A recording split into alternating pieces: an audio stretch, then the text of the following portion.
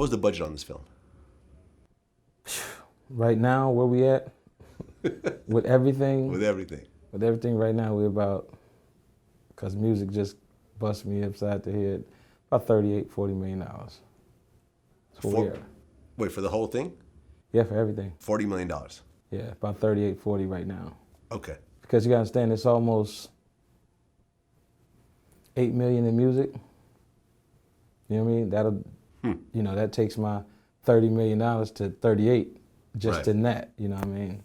So with post, with different things. Now that's not P&A and all the stuff we do to put out the film. But right now, music took us to another another level. Well, I'm glad. I'm glad that Tupac got this type of budget to recreate a story as opposed to like a Lifetime biopic or some of the bullshit they do over there. You know what I'm saying? 100%. But that's my mission. You know, that's why I started. You know, when I started my division, you know, the things I had done in '97 and working throughout the film industry caused me to say, hey, I want to tell our stories, and I want to tell them with quality. You guys understand? When I started this, there was no Notorious, there was no Straight Outta Compton. You know, there wasn't a market. You know, you had Ray and different things like that, but there wasn't a benchmark for something like this. I liken it to Marvel Comics, where, you know, now from these IPs, the intellectual properties, you know, you're gonna see a ton of them.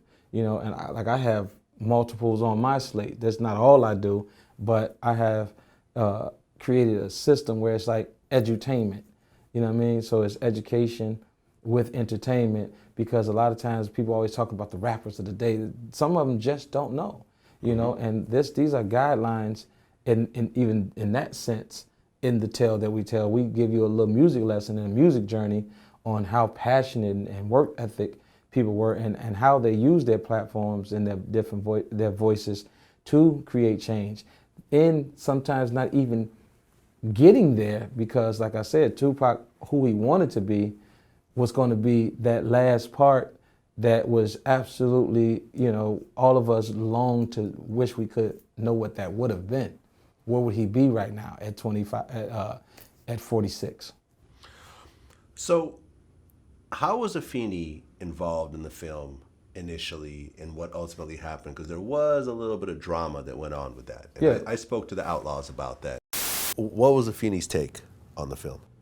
I don't know. I never had a conversation with her You about never it. talked to her about it. You know, I know they had they issues from, you know, the beginning, you know, when they went through their little lawsuit or whatever, you know, and that's what people act like Morgan Creek sued them for the rights. They had a deal, you know, and the estate's lawyer did something that she wasn't supposed to do, you know what I mean, on Pac's side, you know, and they sued them. People get it right. So they wound up getting it back together. So I think they was having like creative control issues with the shit. I also spoke to Napoleon about that. You know, after hearing the side from the Tupac family and the way they feel about the movie, I'm glad that I didn't have no involvement at all. You know what I mean? When you say the Tupac family, you mean Afeni? Yeah, Afeni, before she passed away, you know, she was pretty much, she didn't agree with that movie, you understand? But she couldn't speak about it because she have a lawsuit against her that pretty much told her that she cannot none of the family members would be able to tell their side of what they think of the movie. She didn't want to move. From what I know from talking to some of the family members, what happened is that when her lawyer pretty much had her sign something giving her the consent of the movie, when she thought she was signing something to pretty much to say, I agree to meet with these people about the movie. So when it come to find out that she signed over the rights or her agreement in the movie, she took them to court, you know, and speaking to family members, she lost because she actually ran out of money.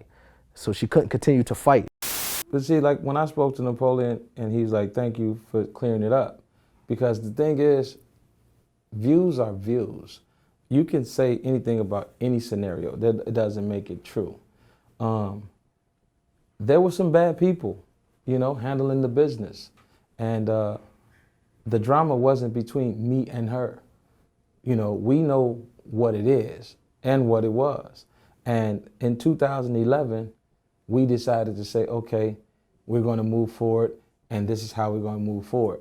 So in 2017, for anybody to say something crazy when she never said a mumbling word about any of it, you know. So to me, go back and forth, we can all say who said something. She's not here to deny or confirm. So that is, to me, disrespectful, number one. Number two, you're not going to find anybody with the piece of paper that I have with Ms. Shakur's signature on it. You know what I'm saying? So at the end of the day, you know, the checks that were cashed, you know, the contract and what we have, you know, and how we came to the agreement, you know, and saying, okay, let's leave that nonsense and let's move forward, you know. For people to try to talk about that when she never said anything about it, it's just crazy to me. I feel you. It's really just a shame that she wasn't able to live to see. I wanted her to see the theatrical. finished. I wanted her to see the finished product so bad, and I'm sitting there editing, right, and I'm knowing just like, oh, she's gonna go crazy, and that's why the people who are not self-servient and don't have agendas, they watch this film and they like, yo, Pac and Ms. Shakur would be so proud of this film, you know, because the way I handle it with so much care. And like I said, it's Tupac's point of view. It's Tupac's story. So you can argue with me, you can argue with Boom, or you can argue with any the Outlaws, but it's not about any of us. It's about Tupac. And through the trajectory of this film, I followed his voice. So you have what this person says, then always, well, what did Tupac say about the incident?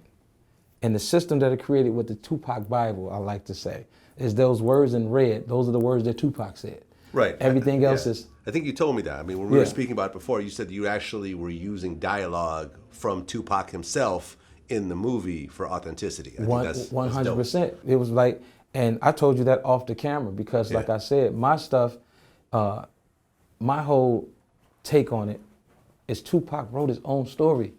Let's be clear. There's no reason to add to, and that was the problem that I had with, you know, a couple of people that were on the film. There's no need to add to and make this, sensationalize it for Hollywood or the screen to try to get a reaction. You know, this man's life, you know, he gave his life so that we may live, so to speak. You understand what I'm saying? So to tamper with his story in a way that is not conducive to the storytelling of what he would have wanted his life to be is disrespectful and blasphemy to me.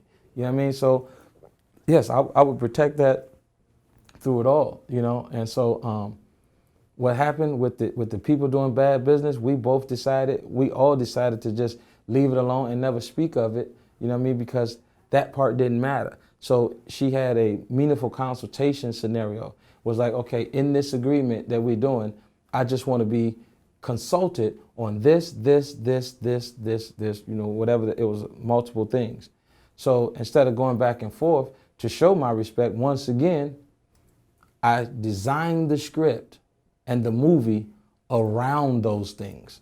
I left them out. So there's nothing for us to go back and forth about. Because everything else, she knows, like I know, everything else is so well documented that I wouldn't be able to color outside the lines. But the things that she was most sensitive to, she put them in the contract of things that needed to be meaningful, counseled with. Mm-hmm.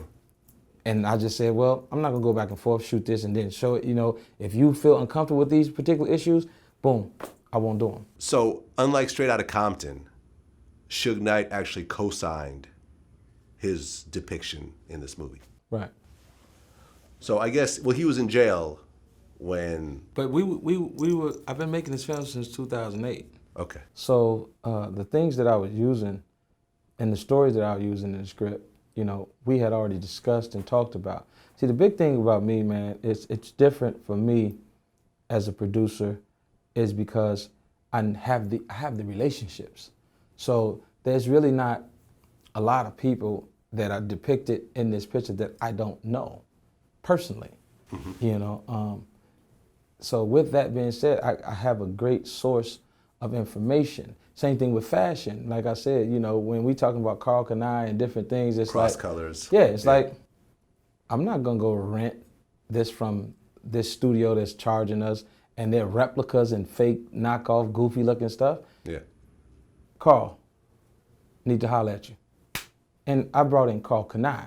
Yeah. Cross colors, the real other Karl. You know what I'm saying? Like these are, you know, starter, get on the phone. You know You know what I mean? These are things of authenticity that, you know, most studios or most people making these type of pictures, they wouldn't care. They'll put a new era hat in the movie and it's like, yo, that wasn't there. Like, it's small, but that kills most people that are looking for, you know, certain things. You want, you know, this is the first, you know, these are some looks into a window of our culture, and we owe it to the people to get it as authentic and correct as possible, you know, because this would be looked at, you know, as a time capsule.